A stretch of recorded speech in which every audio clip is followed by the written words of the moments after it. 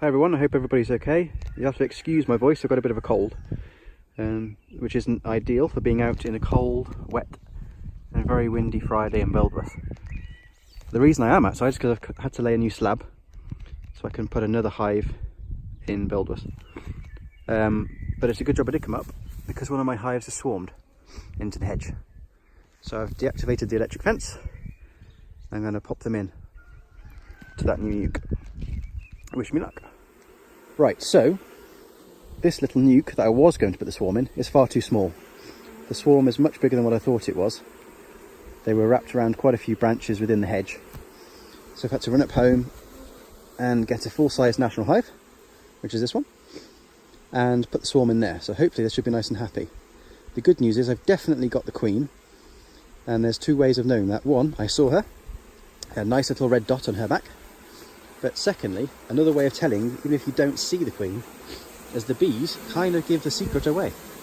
If you see all their little bottoms in the air, you see they're like a almost creamy yellow-white stripe at the end of their abdomens. That is their Nasonov gland. And what it's doing is spraying the Nasonov pheromone into the air, which they're fanning into the air with their wings, look. And that is literally a signal telling all the other flying bees, come here, we're home. The queen's here, we're safe. So that's literally the signal for all the other bees to come back to this site and not the hedge. That's the plan anyway. So you can see they're all fanning in there. There you go.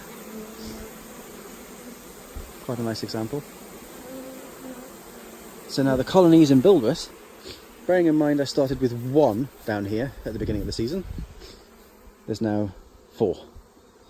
The reason for the aerosol canister is because the colony was on the hedge for quite a while, I'd imagine. I think they were here from yesterday.